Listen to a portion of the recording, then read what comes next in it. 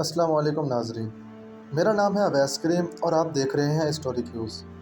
History cues کی videos میں ایک بار پھر سے خوش آمدید۔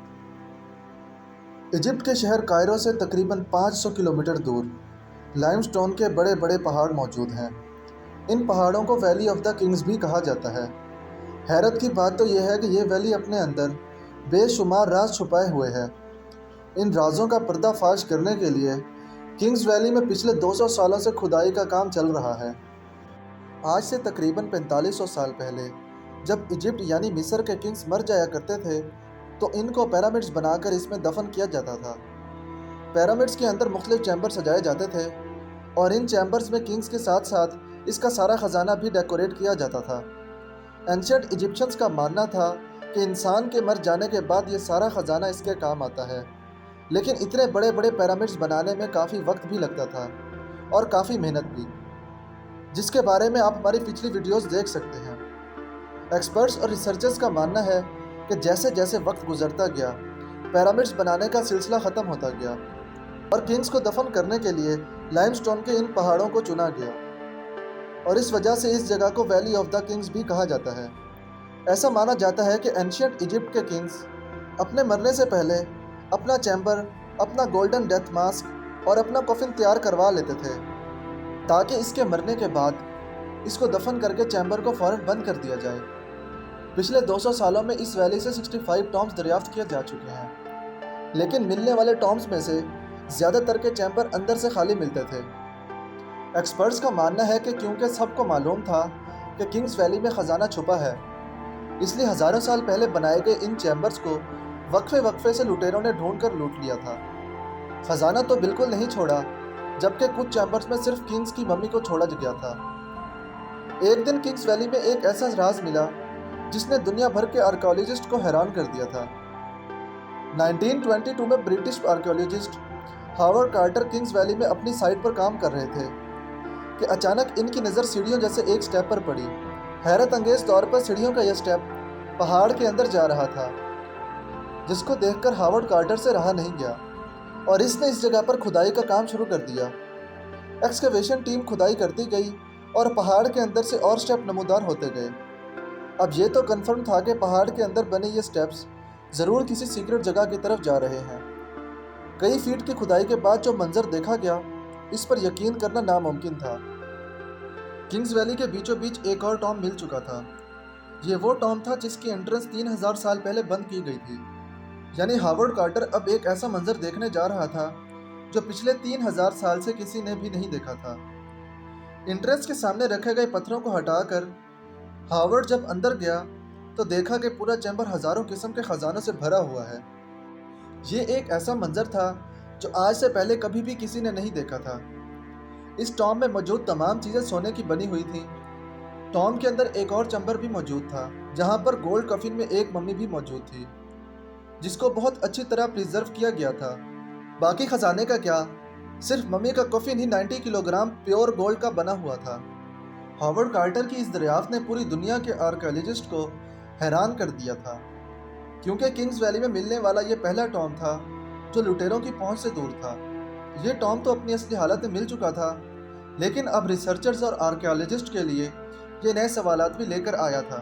ریسرچرز کو یہ بات سمجھ نہیں آ رہی تھی کہ ٹامب کے اندر پڑی ممی کون سے کنگ کی ہے، اور کنگز ویلی میں موجود باقی ٹامبز کو لوٹ لیا گیا، اور آخر یہ ٹامب کیسے بچ گیا۔ یہ وہ سوالات تھے جس کا جاننا ریسرچرز اور آرکیالوجسٹ کے لیے انتہائی اہم تھا۔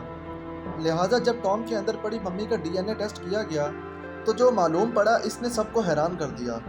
جی ہاں، ممی کے ڈی این اے ٹیسٹ سے معلوم ہوا کہ یہ ممی ایک 18 سال کے کنگ کی تھی۔ جب اس ڈی این اے کو کنگ ویلی سے ملنے والی باقی ممی کے ڈی این اے سے میچ کیا گیا تو معلوم پڑا کہ اس کے باپ کی ممی ٹامب نمبر 55، جبکہ اس کی ماں کی ممی ٹامب نمبر 35 سے ملی تھی۔ اس کنگ کا نام ٹوٹن خامون تھا، اور اپنے باپ کے گزر جانے کے بعد جب یہ کنگ بنا تب یہ صرف 8 سال کا تھا، یعنی اپنی بادشاہت کے 10 سال بعد، یعنی 18 سال کی عمر میں یہ بھی مر گیا تھا۔ اب یہ تو معلوم پڑ چکا تھا کہ یہ ممی تھی کس کی، لیکن اس ڈسکوری سے ریلیٹڈ دوسرے سوالات کے جوابات جاننے کے لیے اس دور میں اتنی ٹیکنالوجی نہیں تھی۔ آخرکار 1939 میں 18th ڈائنسٹی کے کنگ ٹوٹن خامون کے ٹامب کو تلاش کرنے والے ہاورڈ کارٹر بھی اس دنیا سے چل بسے۔ ان کے گزر جانے کے بعد ٹام پر ریسرچ کا کام بھی رک گیا، لیکن کئی سالوں بعد جب ٹیکنالوجی کا طوفان آیا، ٹوٹن خامون کی مسٹری کو سالو کرنے کے لیے ایک بار پھر ریسرچ کا کام شروع ہو گیا۔ ایجپٹیولوجسٹ عالیہ اسماعیل ٹیکنالوجی کی مدد سے ٹام کی بقایا مسٹری کو سالو کرنے کے لیے میدان میں اتر آئیں۔ ان کو اس کنگ کی زندگی کے بارے میں جاننا تھا جب وہ 3000 سال پہلے زندہ تھے، اور یہ ٹام کس وجہ سے لٹیروں سے بچا رہ گیا تھا۔ یہ جاننا بھی عالیہ کے لیے بہت ضروری تھا۔ سب سے پہلے چیمبر کی وال پینٹنگ کو سمجھنے کے لیے انہوں نے سکین کر کے سافٹ ویئر میں رن کیا، تو ایک ایک کر کے سارے رازوں سے پردہ اٹھتا چلا گیا۔ وال پینٹنگ کے سکین کو جب زوم کر کے دیکھا گیا تو اس پر ابھی تک پینٹ برش کے نشانات تھے۔ عالیہ کا کہنا تھا کہ یہ نشانات اس وقت ظاہر ہوتے ہیں جب گیلے پلاسٹر پر پینٹ برش چلایا جائے، کیونکہ یہ چیمبر 36 فیٹ پہاڑ کے اندر بنا ہوا ہے اور یہاں ہوا کی کراسنگ کا بھی کوئی ذریعہ موجود نہیں۔ اس وجہ سے یہ سمجھا جا رہا ہے کہ جب یہ پینٹنگ کی گئی تھی اس وقت دیوار پر لگایا جانے والا پلاسٹر گیلا تھا۔ شاید ان کے پاس وقت کم تھا، تبھی گیلے پلاسٹر پر ہی پینٹنگ کا کام شروع کر دیا گیا۔ لیکن ایک بات سمجھ نہیں آ رہی تھی کہ اتنا زیادہ ڈیکوریٹڈ اور اتنی محنت سے کھود کر بنایا جانے والا یہ ٹام، آخر ایسا ہوا کیا تھا کہ ان کے پاس اتنا وقت بھی نہیں تھا کہ پلاسٹر سوکھنے کا انتظار کیا جائے۔ یہ جاننے کے لیے ایک بار پھر سے ڈی این اے ٹیسٹ پر نظر دوڑائی گئی، لیکن اس بار جو چیز سامنے آئی وہ واقعی بہت بڑی ڈسکوری تھی۔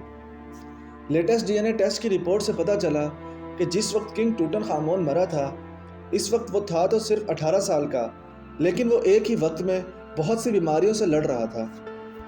اس کا لیفٹ پاؤں کام نہیں کرتا تھا، اس کی ریڑھ کی ہڈی بھی ٹیڑھی تھی، اور اس کو کئی بار ملیریا کا اٹیک بھی ہو چکا تھا۔ ڈاکٹرز کا ماننا ہے کہ شاید اس کی موت بھی اچانک ملیریا کی وجہ سے ہی ہوئی تھی، اور شاید اسی وجہ سے ٹام بنانے والوں کے پاس ٹائم کم تھا، کیونکہ ان کے کنگز کی اچانک موت ہوئی تھی۔ ٹوٹن خامون کا ٹام کنگ ویلی میں موجود باقی ٹامز کی طرح لٹیروں کے ہاتھ کیوں نہیں لگا؟ جب 1922 میں ہاورڈ کارٹر نے یہ ٹام تلاش کیا تب ٹام کے انٹرنس پر بہت سارے پتھر پڑے تھے۔ پتھروں کا یہ ملبہ یہاں سے ملنے والے باقی ٹامز کی انٹرنس پر نہیں تھا، اس وجہ سے لٹیروں کو شاید ٹام نظر نہیں آیا۔ لیکن اگر یہ پتھر باقی ٹامز کی انٹرنس پر نہیں تھے تو یہ ٹوٹن خامون کی ٹام پر آئے کیسے؟ یہ جاننے کے لیے ضروری تھا کہ اس جگہ کو ڈرون کی مدد سے انالائز کیا جائے۔ عالیہ اسماعیل اور ان کی ٹیم نے ڈرون فوٹیج دیکھی تو ان کو پہاڑ پر پانی کے گزرنے کی جگہ نظر آئی۔ ایسا معلوم ہوتا تھا کہ اس جگہ سے کسی دور میں پانی گزرا کرتا تھا۔ ایکسپرٹس کا کہنا ہے کہ ارتھکویک کی وجہ سے پہاڑوں سے گرنے والے پتھر یہاں سے گزرنے والے پانی کے پریشر سے ٹام کے انٹرنس پر اکٹھے ہو گئے تھے، اور اس وجہ سے ٹوٹن خامون کے ٹام کی انٹرنس پوری طرح بلاک ہو چکی تھی۔ امید ہے کہ ہسٹورک ہیوز کی یہ ویڈیو آپ کو پسند آئی ہوگی۔ اگر ویڈیو پسند آئی ہے تو لائک، شیئر اور سبسکرائب کرنا نہ بھولیے گا۔ اللہ حافظ۔